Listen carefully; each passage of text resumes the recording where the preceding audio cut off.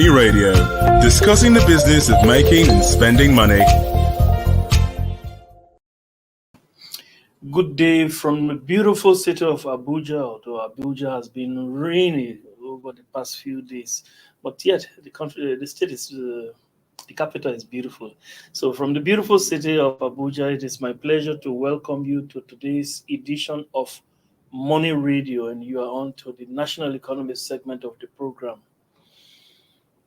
Today, we are discussing a topic that says how suboptimal airport operations cost Nigeria 4.3 billion naira annually. There are some infrastructure issues around our airports. Only a few can operate 24 hours. The rest, no way. And that costs Nigeria 4.3 billion naira every year. In the studio to discuss the issue with me is Mr. Anthony Uko. So you're welcome. Thank you. Hope your weekend was good. Great. If you had one. It was great. No, And it's always a working weekend. Yeah. That's why I said if you had one. And I'm your host, Case Hammond. So Nigeria loses 4.3 billion naira every year as a result of poor infrastructure around the airports. We're talking about state airports. Actually, the only airports that operate 24 hours, maybe just about 3, 4. Talk about Lagos Airport. Okay, yeah. The international and the local airport, Murtala Mohammed. Then we'll talk about Nnamdi Azikiwe International Airport in Abuja. It's 24 hours. Port Harcourt, Enugu. Where else? And as a result of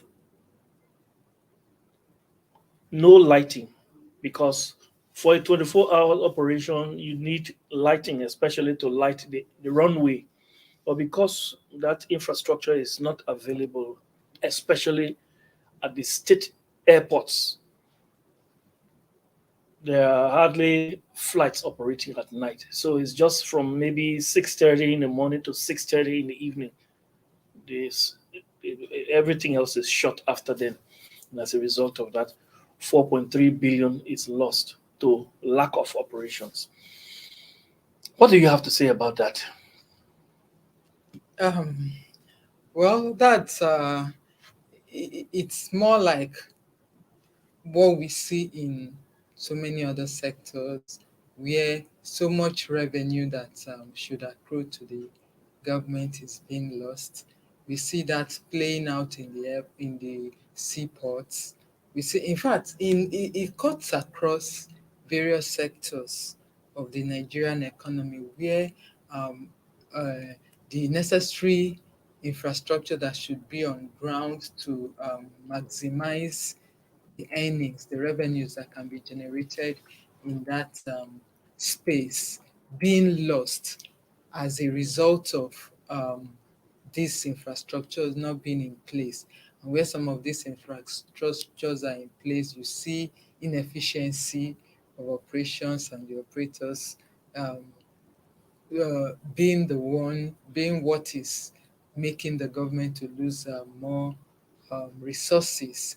And of course, we've been seeing this playing out by the huge level of borrowing that government have had to resort to run the economy. Because if all these areas that should generate revenues for the government are properly harnessed, in fact, an analyst was saying that Nigeria does not even need to borrow to fund its day-to-day operations. But that is the reality that we see as a result of all this loss of revenues.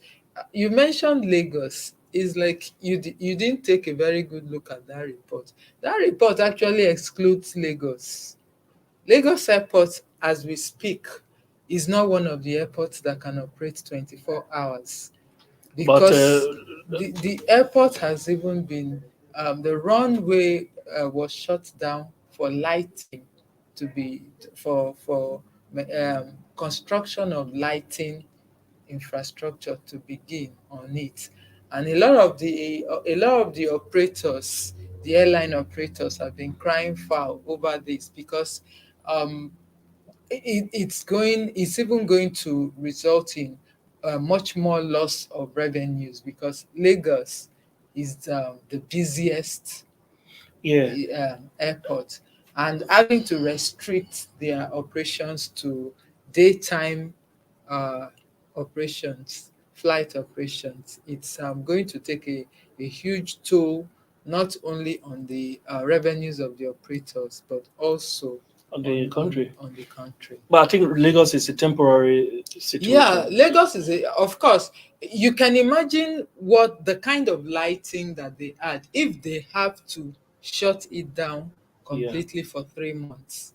So it means that it's going to be. It means that even while the lighting was on in Lagos and operations were going on, uh, they were not optimally. The operations were not optimally, and there were rooms that something could go wrong, thus necessitating the authorities having to shut it down completely for 3 months for the proper kind of lighting to be installed. So as we speak right now, Lagos is Lagos excluded. is excluded. Yeah, what a shame. Now, it all boils down to the same NEPA issue we have been talking about. These people, it seems as though when the politicians, um, when they sat down and inadvertently allowed the power situation in the country to become so, I don't know, I'm lost for words when I want to discuss this issue, but uh, when they allow this thing to go to become so Dilapidated, we no, just have no, to that's the do. dilapidated is not a word, but this thing has been going on for a long time, Yes, and they did nothing about it, yes. and it's like they were not thinking about the consequences of all of this, allowing the country's infrastructure, especially power, Power. to just go down like that, and we know that right now the power being generated and distributed, Mm, it's actually we are having more pressure on it because the population is reducing, and so all of these things are going to have less supply. All of these facilities are mm, going to have less supply in time, and it's already happening. So it's all it boils down to the same issue we are talking about, that infrastructure, electricity, power. Now, Lagos. Lagos is about the busiest airport in West Africa. Even the Kotoka airport is mm. not as busy as That's Lagos, of Lagos. Lagos course. is the hub of West Africa. In Yeah. fact, the population hub of Africa. Mm-hmm, mm-hmm. Mhm. So you can imagine, mentioned that Lagos is not even on that list. Mm, So if Lagos is actually to, if we were to put Lagos on that list, it would be like doubling, if not tripling, mm-hmm. that 4.3 billion. Yes. It's good. It's only going to be for 3 months. You said. Yes, Yeah. 3 months. Having said that, other states, and how many airports do we have in the country? Many states. At least we have not less than 20 airports in the country. 22 as 22. managed by the Federal um, Airport Authorities of Nigeria FAN. So Very that's good. 22. Now, And with 22 airports, and we yeah. have just about 3 or 4 running 24 hours. Mm. You can see how much is being lost. Yes. Do you know I took a look at that list. The ones that can actually operate 24 hours. And I was surprised to see an airport like Benin City. Oh yeah, Benin was there. Benin is a Yes, 24-hour operation. I was surprised to see an airport like Benin City, and I'm like, wow. Hmm. So this if I was told to count, I won't even go I near. wouldn't even go I near wouldn't Benin. even I would dream even of adding. prefer to count an Anambra or maybe Yeah, Delta. of course. And I was equally surprised that an airport that is not so long that it was set up, like Akwa Ibom does Yeah. not have night facilities. So maybe So maybe that is a work in progress. okay, okay. Maybe that is a work in progress. I believe these are some of the things that should be put into consideration, especially before you can certify an airport to be an international airport. Yeah, but you make a point, because when we talk about Akwa Ibom Airport, Akwa Ibom has an airline. Yes. And that airline could leverage on a 24-hour operation, Yes. especially now that the aviation industry is actually looking for. Uh, the It's pressure looking is so for much as many flights that can be that can be up. operational. Yes, and people, the demand is there. Is there. The demand is there for flight operations. You So take a look at the airport every day during this energy crisis, yeah, and you see many people, many passengers stranded yes, because fewer airlines are able to get aviation fuel yeah, to run their the operations, their operations. flights And so optimally. even if you So say 3 a.m., yes, these people people, will schedule, people who have programs for the next day, they they will don't even mind arriving at that airport and staying yeah, within the airport premises until it is break. daybreak, Yeah, and then they can go or about. nightfall. Or on, of course. So it's not for an airport like that. I shouldn't even thought I wouldn't have thought that I will find it on the list of um those who cannot operate 24-hour flights. Yeah, you make a point. Now let's look at the flip side. Suppose these airports, many of them are owned by states or built by states. That's the fact, right? Yeah, built. Now, suppose these airports are operating 24 hours. Don't you think it's a waste, on the other hand, when you don't have 24-hour passenger movement? Don't you think it's a waste, on the other hand? It yeah, as we stand, that would be a waste. But it is one thing to have the facilities on ground that you can actually do a 24-hour flight if the need arises.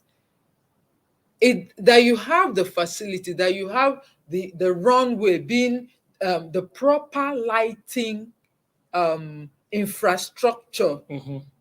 does not mean they will be lit even when they are not used.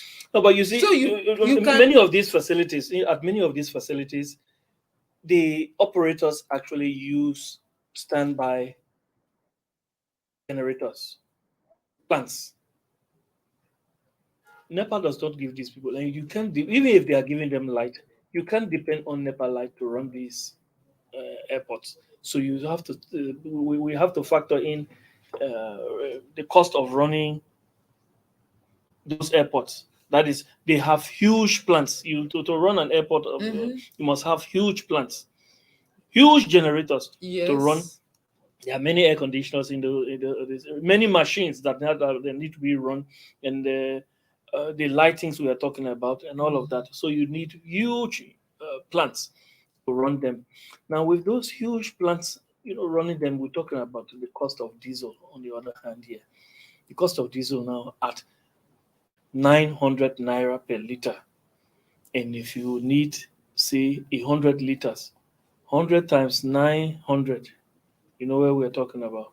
That is 900 plus, that is about 900,000, right? Yeah. Yes, 900,000 liters. I mean, sorry, naira Naira. per night. This is just an It's just assumption. an assumption. Now, Yeah. at 900,000 naira just for a night, imagine how much, what are you going to be making, considering the passenger traffic, So, are we not looking at waste, on the other hand, here? If these people operate 24 hours, assuming, like we know, NEPA light is not a reliable source of power, it may be a waste. Of course, when if this before they can operate 24 hours, the airlines that are on that go to those routes, they would have to weigh their flights, uh, the frequency of the flights that come there, and Yes. that is one. Before, and they can even decide, okay, we operate 24 hours for so depending on how the traffic, the passenger traffic on those routes, and within those times. So it's not automatic that because you have the infrastructure in place, Yeah. that you automatically begin to light up the airport and stay overnight, even when you don't have flights scheduled to land, or people who are booked. Those of course, in that case, it will amount to waste. Yes. But even at that, we are not seeing the places where you would refer to the hub of air travel activities Mm-hmm. being able to perform that optimally.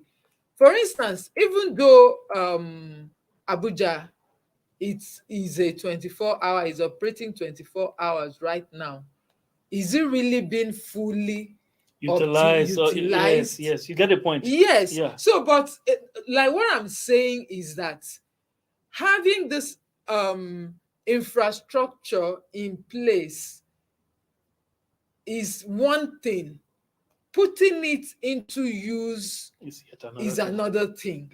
So, but here now we're talking about the infrastructure not even being there at all.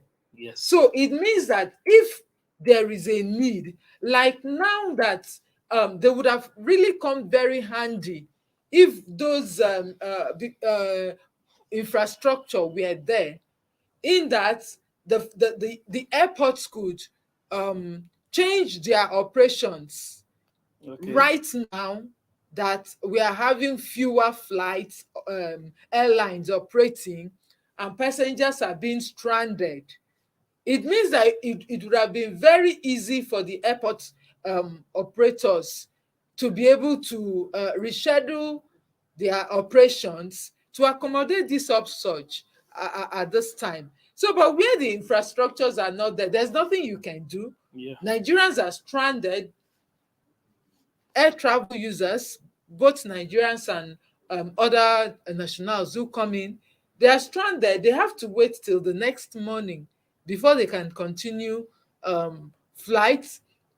Some of them come in the night, and they need to connect to other locations within the country, but they can't do that because those locations do not have night operations. So all these are it's one thing if they have to be, but to be like many of the places, there are places that have scheduled flights, not every day.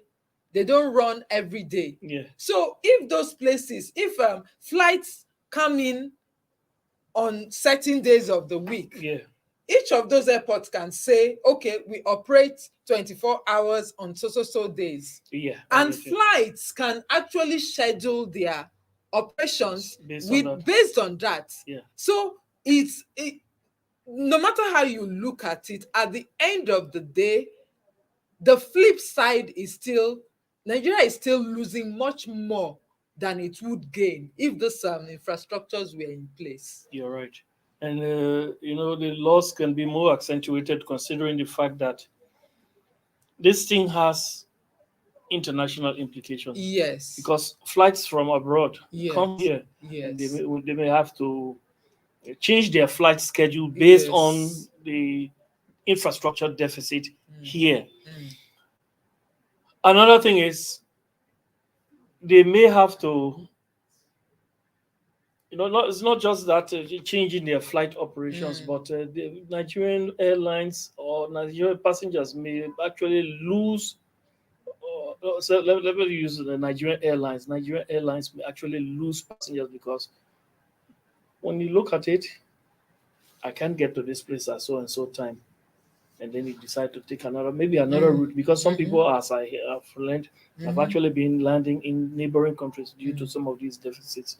So it actually has long-term implication for the country. So government needs to sit up. I'm not sure they envisaged all of this when they were allowing the power sector to collapse as it has collapsed today. So this is just the time to sit up.